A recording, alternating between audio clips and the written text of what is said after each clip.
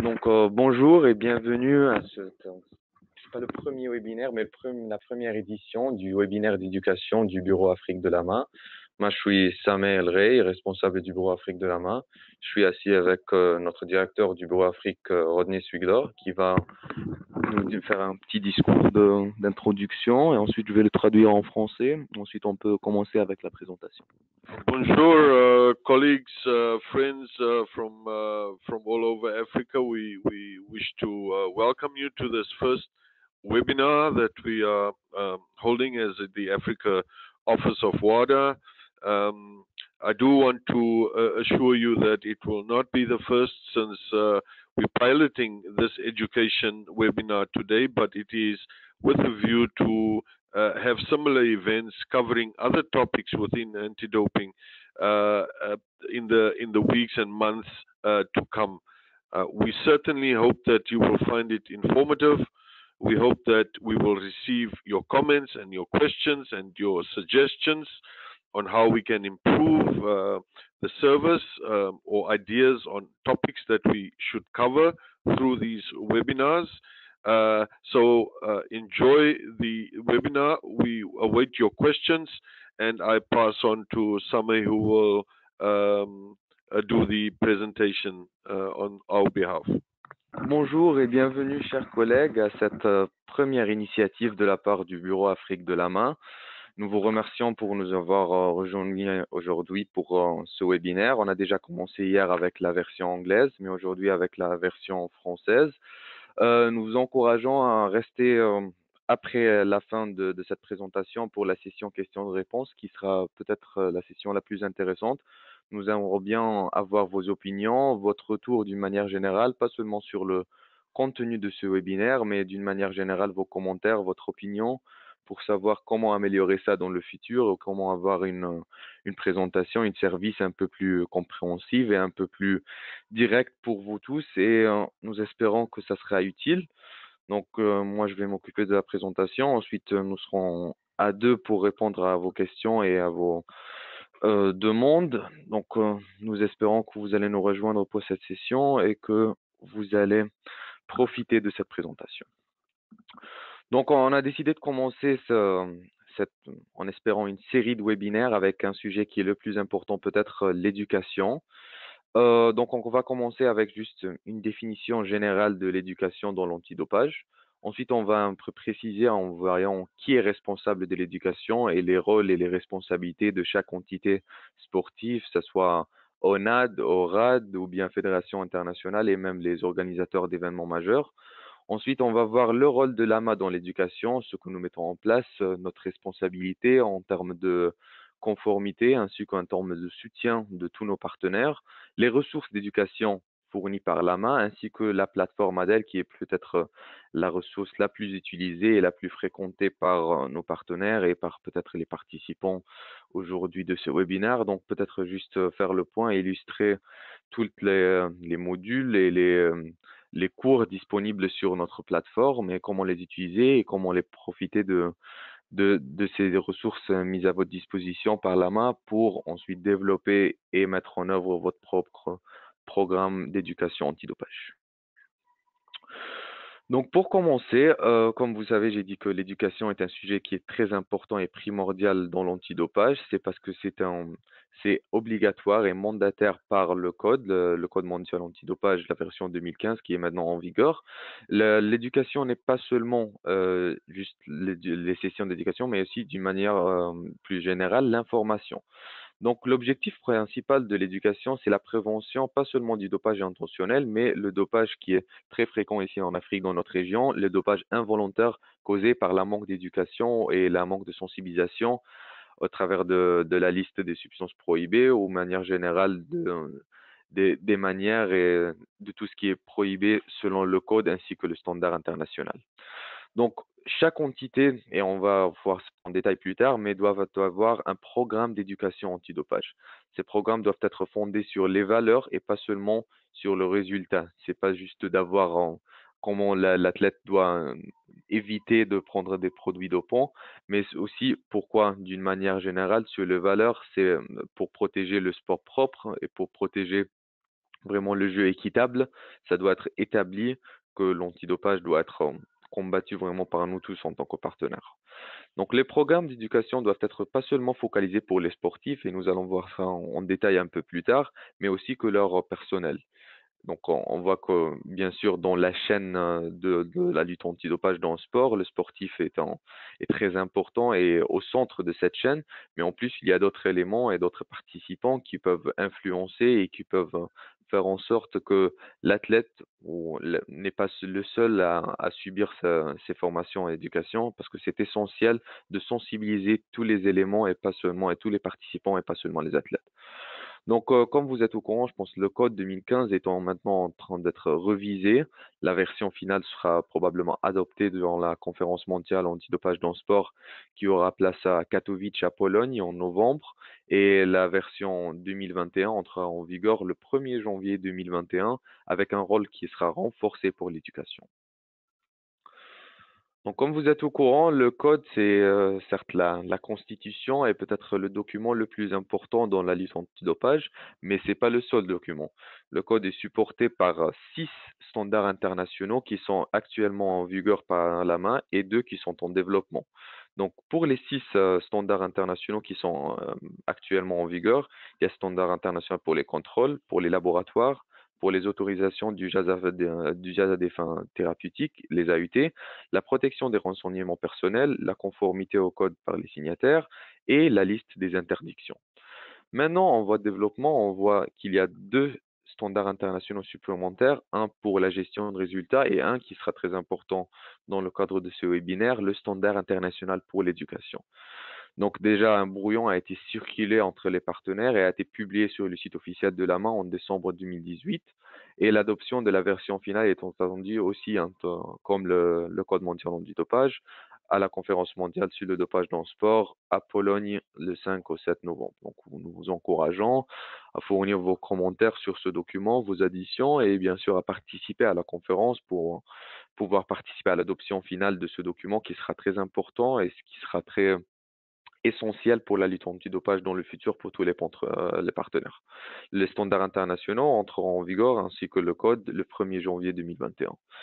Le standard international pour l'éducation, comme tous les autres standards internationaux, sera obligatoire pour tous les signataires, comme le code.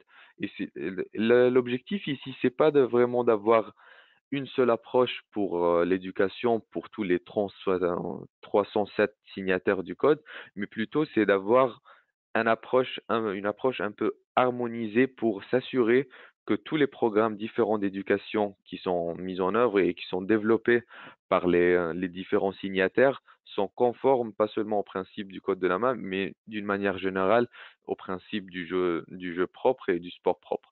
Donc l'approche, c'est vraiment pour chaque signataire de garder sa propre culture, ses propres moyens pour adopter et pour développer un programme antidopage, et pas d'un programme bien sûr d'éducation antidopage, mais aussi d'avoir une manière globale de harmoniser toutes ces approches-là et peut-être avoir une approche qui sera pas, pas seulement conforme au code, mais conforme aux standards qui sont communs entre tous les signataires.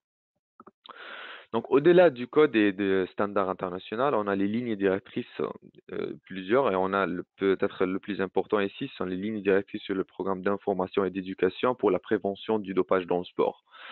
Donc, ce document n'est pas obligatoire pour tous les signataires, mais ça donne aussi une idée générale de ce qui est attendu de tous les signataires dans le programme antidopage d'une manière générale, et pour ces lignes directrices-là, pour le programme d'éducation antidopage.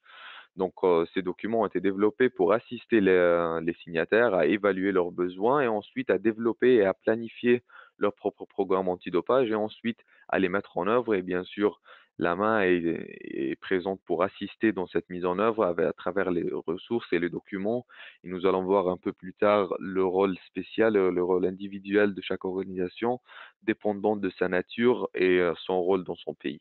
Donc, une version mise à jour de ces lignes directrices sera aussi disponible avant l'entrée en vigueur du nouveau code ainsi que du standard international d'éducation, donc avant le 1er janvier 2021. Donc, comme on a dit déjà, le sportif n'est pas le seul qui doit être sensibilisé et être éduqué sur les dangers du dopage parce que le sportif, bien sûr, est au corps, comme on voit dans ce schéma même, du mouvement de la lutte antidopage, mais il n'est pas le seul. Tous les autres participants dans le mouvement sportif doivent être sensibilisés aussi. On parle ici des entraîneurs, des parents, des éducateurs, des médecins, des administrateurs, les avocats, les sponsors, les coéquipiers. Tout le monde doit être sensibilisé pour avoir enfin un modèle où le sport propre est préservé, où le jeu est équitable et préservé, où tout le monde est conscient, pas seulement des dangers du dopage sur le terrain du sport, mais d'une manière générale sur la santé et juste d'avoir la vision globale du dopage et de ses dangers. C'est seulement à travers la sensibilisation de tous ces participants-là qu'on peut avoir vraiment, qu'on peut arriver à un milieu du sport propre. Donc déjà, comme on établit, l'éducation est essentielle et primordiale et selon le code est aussi obligatoire. Mais qui est responsable pour l'éducation? Selon l'article 18 de la version actuelle du code, tous les signataires doivent, selon les moyens dont ils disposent et l'étendue de leurs responsabilités, en collaboration les uns avec les autres, planifier, mettre en œuvre, évaluer et superviser des programmes d'information, d'éducation et de prévention pour un sport sans dopage. Donc on voit ici que tous les signataires doivent obligatoirement avoir un programme d'éducation planifié et mis en œuvre. Donc, au niveau national, on a deux types de signataires du code. On a des pays qui disposent d'une organisation nationale antidopage ou une ONAD, ou bien dans d'autres pays où une ONAD n'a pas été établie, c'est le Comité national olympique, le CNO, qui prend en charge les responsabilités de l'ONAD en attendant l'établissement, bien sûr, d'une ONAD. Donc, pour les pays africains, maintenant, on a 26 pays où une ONAD a été établie. Il faut aussi faire le point que parfois, parmi ces ONAD, ils ne sont pas très actifs. Donc, dans ces cas-là, aussi comme dans le cas des 28 autres pays, c'est le CNO qui s'occupe des responsabilités de l'antidopage d'une manière générale, y compris l'établissement et la mise en œuvre d'un programme antidopage d'éducation. Donc maintenant, c'est dans le nouveau standard international qu'on a déjà dit entrera en vigueur le 1er janvier 2021, le rôle de chaque signataire sera établi et vraiment énuméré d'une manière très spécifique. Donc, dans le cas où une organisation internationale antidopage existe, cette organisation-là, cette ONAD, est l'autorité de l'éducation au niveau national. Donc, c'est l'ONAD qui doit s'assurer que la première expérience et la première rencontre d'un athlète avec le programme antidopage et avec tous les ressources d'antidopage d'une manière générale, c'est à travers l'éducation et la sensibilisation et pas à travers les contrôles. Donc, chaque ONAD doit développer un programme d'éducation et ce programme doit être mis dans un plan d'éducation qui doit être révisé d'une manière annuelle. Donc, même si une organisation nationale antidopage existe, reste qu'il y a une grande responsabilité qui se tombe sur le Comité national olympique. Donc, déjà, s'il n'y a pas une ONAD, c'est le CNO qui est l'autorité d'éducation. Donc, toutes les responsabilités qui normalement tombent sur une organisation nationale antidopage tombent sur le Comité national olympique. C'est au CNO de développer un programme antidopage d'éducation et à le mettre en œuvre et à s'assurer que tous les athlètes sont bien sensibilisés. Mais même dans le cas où il y a une ONAD, le CNO encore a une responsabilité pour s'assurer que tous les athlètes ainsi que leur personnel, avant de participer dans soit les Jeux olympiques, paralympiques ou bien n'importe quel autre événement auquel le CNO va participer ou bien le CMP, doivent être éduqués bien avant leur participation et doivent être sensibilisés d'une manière adéquate à toutes les questions concernant le dopage. Donc, concernant les fédérations internationales, elles ont aussi un rôle très important pour le programme d'éducation pour les athlètes du niveau international. Donc, c'est à eux de s'assurer que chaque athlète international est sensibilisé et éduqué de l'éducation avant même une procédure de contrôle et avant sa participation dans un événement organisé par cette fédération internationale. Aussi, les organisateurs d'événements majeurs ont un rôle très important, c'est de s'assurer qu'un programme d'éducation est présent dans les événements où ils en sont l'autorité de contrôle, où des contrôles seront opérés. Et aussi, c'est d'assurer que la présence d'éducation dans ces événements, parce que ça a permis vraiment une plateforme pour l'éducation antidopage de pas seulement atteindre les participants dans ces jeux, mais d'une manière générale de profiter de la présence du média ainsi du public d'une manière générale pour vraiment euh, permettre au message de l'antidopage d'être envoyé à tous les participants, à tous les spectateurs de ces événements. Mais c'est une plateforme qui est très importante, très intéressante, et je pense qu'on a même discuté durant le forum antidopage organisé par l'Union africaine récemment ici au Cap, en Afrique du Sud, du fait que comme maintenant, comme critère obligatoire pour tout organisateur d'événements majeurs qui souhaite se candidater pour organiser un événement, ça doit être un élément concernant le programme antidopage, comment ça va être organisé, comment ils vont s'assurer qu'un programme adéquat est mis en place et est planifié. Et parmi, bien sûr, ce programme, il y a les questions d'éducation antidopage. Donc, c'est une question qui est très importante ici en Afrique parce que c'est une plateforme que, comme on a dit, permet d'atteindre un très grand nombre de personnes et un très grand nombre de personnes que sinon ne seront pas atteintes par d'autres moyens. Donc aussi, on a une spécificité ici en Afrique, c'est la présence de plusieurs organisations régionales d'antidopage. On a l'ORAD Zone 1, qui est au nord de l'Afrique, l'ORAD Zone 2 et 3, l'ORAD Zone 5, l'ORAD Zone 6 et bien l'ORAD de l'océan Indien. Donc, parmi nos 54 pays ici en Afrique, on a 42 qui sont membres, qui font partie du NORAD, tandis que seulement 12 pays ne font pas partie du NORAD. Donc, déjà, l'ORAD est très présente en Afrique et c'est pour ça que l'ORAD a ici un rôle très important et primordial dans l'établissement et la mise en œuvre d'un plan d'éducation pour ses signataires. Bien sûr, l'ORAD n'est pas un signataire du code. Donc, l'article 18 n'est pas obligatoire pour l'ORAD parce que l'ORAD n'est pas un signataire, donc ils ne doivent pas établir un plan pour eux-mêmes, mais même dans le standard international d'éducation qui sera établi, qui rentrera en vigueur en 2021, l'ORAD a un rôle de supporter et soutenir les pays membres pour développer leur propre programme antidopage et programme d'éducation antidopage. Donc, d'une manière générale, maintenant qu'on a vu le rôle de l'ONAD, du CNO, des fédérations internationales ainsi que de l'ORAD, il faut voir le rôle de la main. Donc, comme n'importe quel autre élément du programme antidopage, la main a un rôle régulateur. Ils doivent s'assurer de la conformité du programme antidopage, pas seulement au code, mais en commençant en 2021, aussi au standard international. Mais au-delà du rôle de régulateur, l'AMA aussi est en train d'essayer d'aider et de soutenir tous nos signataires et tous les partenaires pour développer leur propre programme d'éducation.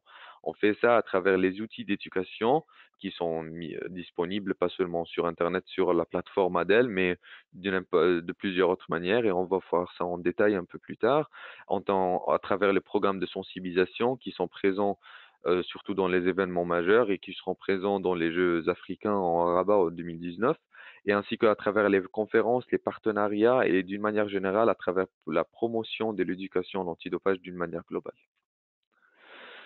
L'AMA met à votre disposition plusieurs outils. Déjà, on a déjà parlé du programme de sensibilisation. Peut-être vous connaissez déjà à travers vos rencontres durant les Jeux africains et aussi les Jeux africains de la jeunesse l'année dernière, mais durant les éditions précédentes. Et aussi, on confirme que le programme sera présent en août en 2019 à Rabat. À travers aussi les lignes directrices et d'information dont on a déjà parlé un peu dans le cadre de ce webinaire, à travers les différents livres, jeux et vidéos de promotion et de sensibilisation, à travers plusieurs autres outils éducatifs et notre plateforme d'e-learning Adel. Donc nous mettons à votre disposition la série en bref, qui est un peu utilisée ici en Afrique. C'est une série qui donne une vision globale des éléments importants du programme antidopage, le guide des sportifs, la localisation, les AUT, ainsi que la procédure du contrôle dopage d'une manière générale. Donc elle est facile à imprimer, facile à reproduire et elle est disponible dans les langues vraiment très utilisées ici en Afrique, le français, l'anglais et l'espagnol. Et bien sûr, nous sommes toujours ouverts pour la possibilité de coopérer et collaborer avec une ONAD s'ils souhaitent traduire pas seulement la série en bref, mais nos ressources d'éducation dans n'importe quelle autre langue pour être plus accessible pour leurs athlètes. Donc, si vous regardez un peu à votre droite sur l'écran, vous allez trouver une version PDF que vous pouvez télécharger pour la brochure de ressources d'éducation. Cette brochure-là contient toutes nos ressources, pas seulement sur la plateforme Adel, qui permet de voir et d'avoir vraiment une vision de tous les cours qui sont mis à votre disposition, les gens pour lesquels sont vraiment ciblés et comment vous pouvez utiliser pour promouvoir l'éducation dans votre propre pays et dans votre propre organisation. Donc, en parlant d'Adèle, Adèle, c'est la plateforme d'éducation de la main en ligne. Elle a été lancée en janvier 2018 et elle offre des cours sur l'antidopage et le sport propre gratuitement pour tous les participants. Vous pouvez juste enregistrer, s'inscrire, créer un compte sur Adèle et vous trouverez des ressources et des cours qui sont disponibles pour les athlètes, les entraîneurs, les médecins, les administrateurs et toute autre personne qui est simplement intéressée pour savoir un peu plus sur l'antidopage. Comme on a dit, l'éducation, c'est pas seulement pour les athlètes, donc c'est pour ça que Adèle vraiment met à la disposition de tous les participants dans le mouvement sportif des cours qui seront utiles pour leur consultation. Donc, un seul compte vous permet d'accéder à la quasi-totalité de ces cours-là. Même si vous êtes athlète, vous pouvez accéder à un cours pour les entraîneurs, pour les parents, pour avoir juste une vision globale de tout ce qui est requis et tous les détails concernant la lutte antidopage. Donc actuellement, il y a 8 cours qui sont disponibles sur Adèle. On a Alpha qui est pour les athlètes, on a Coach True pour les entraîneurs, le Parents Guide qui est pour les parents, on a le Sports Physician Guide pour les médecins, le ABP, Athlete Biological Passport, qui est pour un module pour les spécialistes et les experts dans le passeport de biologie des athlètes. Ça, c'est un cours privé pour les experts, mais c'est encore disponible sur Adèle. Il y a iSafe pour les informations et les renseignements de sécurité, le University Textbook ainsi que pour les entraîneurs. Donc, si on peut juste avoir une vision globale d'Adèle, ça c'est la page d'accueil. Vous pouvez ici consulter les différents cours alpha. On avait déjà alpha 2.0 et 1.0, mais maintenant ça sera une seule version révisée du cours alpha. On voit iSafe pour l'information de sécurité et les renseignements, comme on a déjà expliqué, disponible en anglais et en français. Kickstart, qui est peut-être le plus important pour les administrateurs, actuellement disponible en anglais et en espagnol. Et aussi, vous pouvez suivre les nouvelles de la main sur le compte Twitter ou le compte Facebook. Quelques nouvelles concernant l'Afrique aussi. Aussi, vous trouverez le quiz Playthrough du jeu franc que peut-être vous connaissez de programmes de sensibilisation dans les Jeux africains ou dans les événements majeurs, ainsi que la plateforme SpeakUp pour juste les informations concernant les problèmes antidopage et l'usage antidopage d'une manière générale. Donc, pour créer un compte sur Adel, c'est très très simple. Il faut juste appuyer sur créer un compte, choisir un nom d'utilisateur, indiquer votre adresse mail, le mot de passe, la confirmation, quelques informations. Il y a toutes les informations, il y a un astérix rouge, c'est obligatoire de remplir, mais il y a d'autres comme la fédération et l'identification d'athlètes qui ne sont pas obligatoires. Il faut juste lire les conditions d'utilisation, comme vous faites pour tous les sites que vous utilisez. Ensuite, créer un compte, vous allez recevoir un mail sur votre boîte mail contenant les détails juste et le lien pour activer votre compte. Donc c'est une procédure très simple et comme on a dit gratuite et disponible pour tout le monde. Donc si jamais vous êtes un administrateur, comme on a dit, il faut juste préciser avec un autre mail à notre équipe d'Adel que vous travaillez avec une telle organisation et après une simple procédure de vérification, nous allons vous accorder un accès d'administrateur. Et dès que vous avez cet accès, vous pouvez pas seulement consulter les ressources et les cours disponibles sur Adel, mais aussi voir les détails et les données d'utilisation de tous les utilisateurs qui tombent sous votre juridiction et sous votre compétence. Donc ici, nous pouvons consulter tous les cours, comme on a déjà expliqué. Donc, comme j'ai déjà dit, ADO Kickstart, peut-être c'est le cours le plus important pour les administrateurs qui sont présents dans le cadre de ce webinaire, parce que c'est un cours qui permet aux administrateurs des OAD d'obtenir vraiment les informations essentielles pour tout concernant la lutte antidopage. Donc, vous allez voir ici les cours disponibles et les cours vraiment ciblés à votre compte, si c'est un compte d'administrateur. Donc, vous allez juste souscrire pour le cours, commencer la leçon. Et ici, vous trouverez les différentes cours vraiment concernant tout l'éducation, renseignement, contrôle, gestion de résultats, protection de données, Adams, les AUT. Tout est disponible. Actuellement, c'est seulement disponible en anglais et en espagnol. Mais comme on a dit, si jamais une ONAD souhaite collaborer pour la traduction, pas seulement en français, mais dans n'importe quelle autre langue, qui rendra la plateforme un peu plus accessible pour vos athlètes. Nous aimerons bien collaborer pour une telle initiative. Vous êtes au courant qu'actuellement, l'ONAD du Brésil est en train de traduire la version en portugais. Donc, et aussi la version française est aussi en cours de développement. Il y a une version arabe, je pense, avec quelques pays du Golfe. Donc, ça sera très intéressant d'avoir des propositions juste pour traduire quelques ressources pour être plus accessible. Donc, vous pouvez aussi utiliser Adal dès que vous avez un compte administrateur pour assister vos utilisateurs à faire plusieurs. Donc, il faut juste entrer. Moi, j'utilise mon nom d'utilisateur, mon mot de passe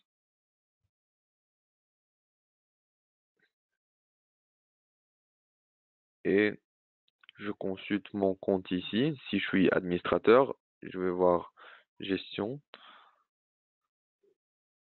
et ici, je vais voir toutes les données pour tous mes utilisateurs qui sont sous ma compétence ou ma juridiction. Bien sûr, ce sont des informations confidentielles, mais normalement, vous allez voir tous les noms, les détails, les cours qu'ils ont complétés, leur niveau d'achèvement et leurs résultats. Toutes ces informations seront disponibles. Aussi, si vous êtes en train de chercher d'un utilisateur particulier, vous pouvez utiliser la loupe. Ensuite, en partant sur utilisateur,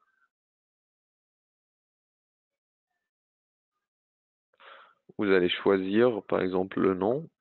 C'est ici, c'est WADA, le nom de l'organisation. Et moi, j'ai trouvé mon compte et je trouve tous mes détails. Vous pouvez faire ça avec tous les utilisateurs dès que vous avez un compte administrateur qui sont dans votre juridiction ou compétence. Vous pouvez aussi utiliser la plateforme pour aider vos utilisateurs, par exemple à changer un mot de passe. C'est très simple, il faut juste indiquer changement de mot de passe, ensuite indiquer l'adresse mail,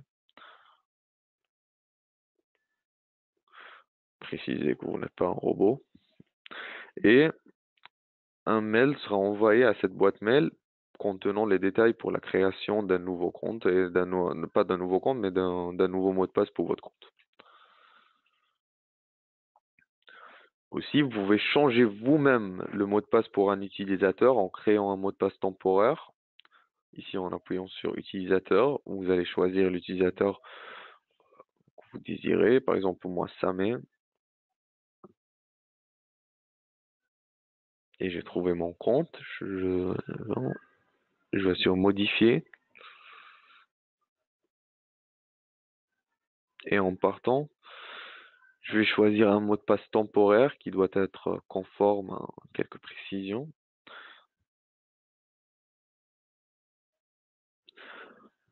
Ensuite, je vais confirmer le mot de passe.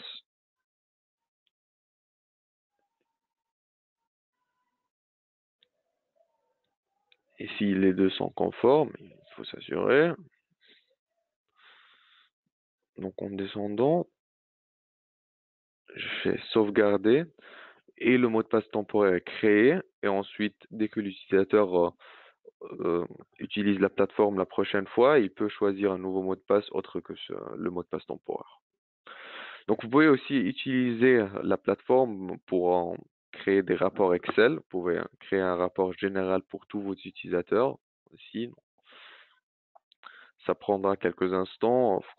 Bien sûr, ça dépend du taux d'information, mais normalement, vous pouvez créer un document en quelques instants contenant tous les détails, les cours, les résultats de tous les athlètes et par sport et par pays dans votre compétence.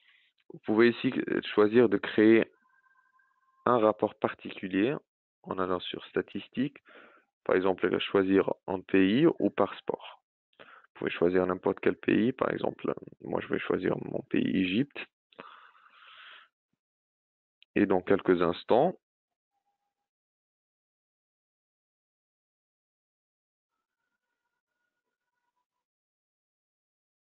parce que c'est beaucoup d'informations aussi qui seront affichées. Ça me montre tous mes utilisateurs, le niveau d'achèvement dans les différents cours, les cours qu'ils ont souscrits, et toutes leurs informations. Je peux aussi aller par sport, par exemple la boxe, choisir filtrer, et dans quelques instants aussi.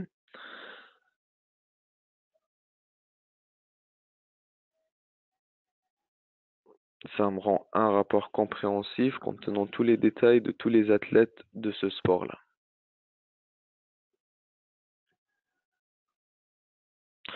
Donc ça, c'était une vision globale juste de l'éducation d'une manière générale, des développements avec le standard international et avec la révision du code, du rôle de chacun entre nous et entre vous et entre les différentes organisations, les ressources et une vision générale des ressources mises en place par la main, par d'Adel, et ainsi que comment utiliser ces ressources-là pour aider vos utilisateurs, pour aider un peu les participants et les utilisateurs et les agents d'éducation dans votre compétence.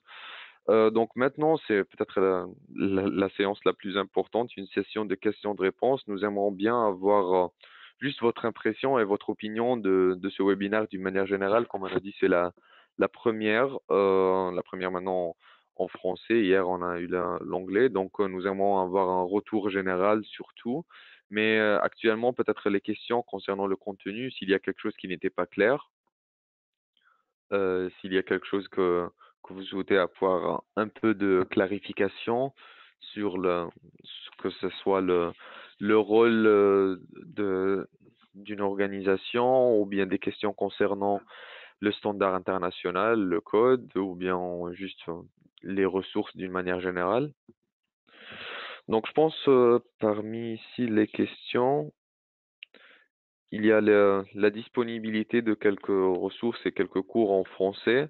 Donc, comme on a dit, Alpha est déjà disponible en français. Alpha, était en cours de révision hein, pour produire Alpha 2.0, mais maintenant, ça sera juste Alpha qui sera euh, publié sur le site web d'Adel dans quelques semaines. Et ça, c'est disponible en français. Malheureusement, Edio Kickstart n'est toujours pas disponible en français, ce qui est dommage parce que c'est un cours qui est très très utile vraiment pour les administrateurs. Ça comprend toutes les ressources nécessaires, juste une vision globale de tous les domaines que vous allez gérer en tant qu'administrateur. Donc, si jamais et il faut préciser que dans les langues de la région ici, swahili et arabe, il n'y a pas encore des cours qui ont été traduits. Donc peut-être si, comme on a déjà dit, s'il y a une ONAD qui peut collaborer sur cela, ça sera très important pour juste pour rendre ces ressources plus accessibles pour tous les athlètes et pour tous les, comme on a dit, c'est pas seulement pour les athlètes, mais d'une manière générale pour tout le monde. Il y a une question aussi sur le rôle de l'ORAD. Comme on a précisé, l'ORAD n'est pas un signataire, donc ils sont pas obligatoirement tenus d'avoir un plan d'éducation annuel pour leur pays membre. Mais le rôle principal de l'ORAD, c'est de soutenir le pays membre dans tous les domaines possibles, y compris, bien sûr, parmi les plus importants, c'est l'éducation. Donc, à travers la formation des agents d'éducation qui est déjà fait par nos ORAD, qui peuvent ensuite eux-mêmes avoir des séances de formation et de sensibilisation dans leur propre pays. Ça, c'est l'activité principale, ainsi que l'ORAD participe parfois dans les Jeux africains, dans les Jeux sous-continentaux ici. Par exemple, on a eu l'ORAD Zone 5 qui a participé dans les Jeux africains de la zone 5 de Lac Noir récemment. Donc, c'est très important pour l'ORAD de participer dans les événements, de soutenir d'une manière générale les pays membres dans la formation de leurs agents d'éducation. Et c'est ça spécifiquement le rôle de l'ORAD dans la procédure. Et c'est ça qui est bien expliqué dans les ressources et dans le standard international qui entrera en vigueur en 2021. Des questions sur le standard international d'éducation, c'est justement comme on a bien précisé, l'objectif c'est pas d'avoir vraiment un seul document qui oblige tous les signataires, parce que comme on a dit, les signataires ils varient entre des ONAD, des CNO et bien des fédérations internationales. Donc on ne peut pas avoir un seul programme modèle qui sera appliqué pour tout le monde, pour les athlètes du niveau international, pour les athlètes du niveau national, pour les amateurs, pour les entraîneurs. Bien sûr, ça dépend de chaque organisation antidopage, que ce soit une ONAD ou un CNO ici en Afrique. Mais seulement l'objectif de ce standard international, c'est d'harmoniser l'approche. C'est, comme on a dit, d'avoir vraiment les obligations de l'ONAD d'une manière générale. Après, les détails, comment opérer, comment mettre en œuvre ce programme, c'est à chaque organisation, mais c'est juste d'avoir une vision globale et un accord et un consensus sur les rôles, les responsabilités et quelques détails dans le programme d'éducation qui permettront vraiment d'avoir une approche harmonisée, une approche conforme, comme on a dit, pas seulement à nos ressources, au code ou au standard, mais à, à l'idée générale et à l'appréciation générale de tout le monde et à l'objectif global qui est le sport propre. S'il y a une question concernant la participation des athlètes dans les événements internationaux, oui, c'est en fait, il y a plusieurs fédérations internationales qui recommandent et d'autres qui ont comme critère pour participer dans une compétition d'avoir complété quelques programmes, quelques cours sur Adele. Moi, je peux confirmer que dans le forum, on a discuté de l'idée d'avoir le cours Alpha qui est disponible sur Adel, comme on a dit, pour les athlètes, obligatoire et pour tous les athlètes qui participeront dans le cadre des Jeux africains. Si ou non c'est réalisable, ça reste à voir parce que maintenant on est en fin juillet et donc à 2 semaines des Jeux. Mais c'était bien sûr une idée très importante et une idée qui, je pense que ça sera essentiel dans le futur d'avoir comme condition nécessaire pour l'athlète, pour tous les athlètes participants ainsi que pour leur personnel et leur entourage, de compléter quelques cours sur Adel, juste pour avoir, comme on a dit, une vision globale de la procédure de contrôle de la lutte antidopage. Comme ça, ils ne seront pas choqués parce que parfois, quand on a le programme de sensibilisation, il y a des athlètes d'haut niveau qui commencent juste à avoir une idée de l'antidopage à travers ces jeux-là. Et ça, on souhaite bien sûr éviter cela. On souhaite avoir un minimum de connaissances pour chaque athlète qui participera dans ces jeux-là, puisque c'est un événement majeur, c'est un événement cette année qui sera aussi un événement de qualification pour les Jeux olympiques. Donc c'est très important d'avoir cette recommandation et de l'appliquer par les fédérations internationales.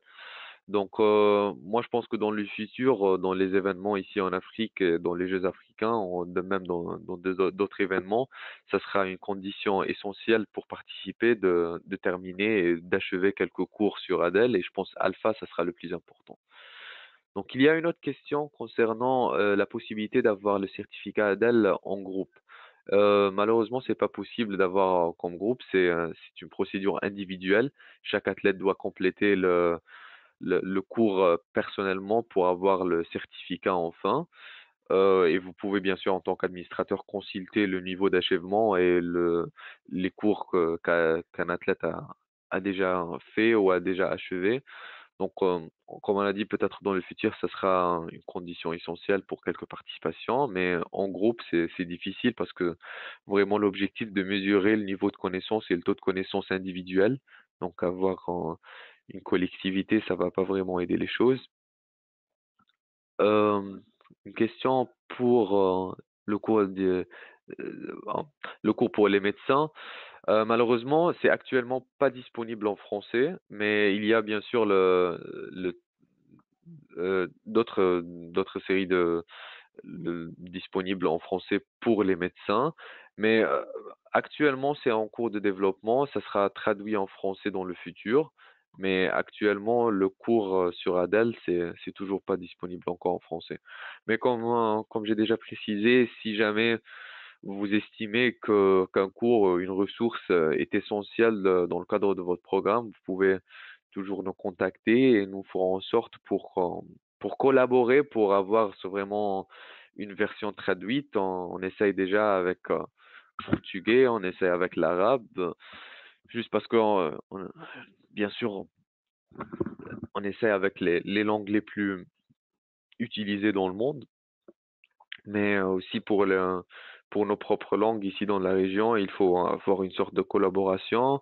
Mais je pense que c'est un projet qui sera très très utile, pas seulement pour les athlètes, mais d'une manière générale d'avoir ces ressources de sensibilisation disponibles pour tout le monde et dans la langue maternelle, ça sera très important.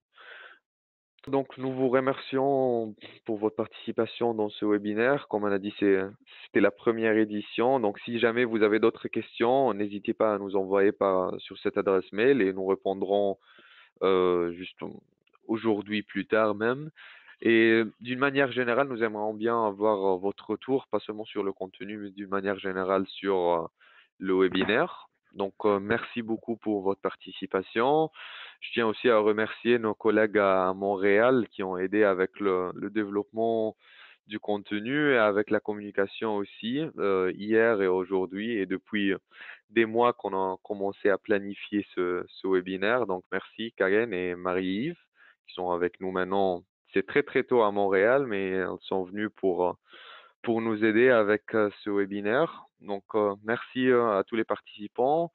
Merci à eux et nous espérons avoir d'autres dans le futur et nous espérons avoir votre retour juste sur toutes les questions qu'on a abordées aujourd'hui et nous restons donc à votre disposition pour d'autres enseignements.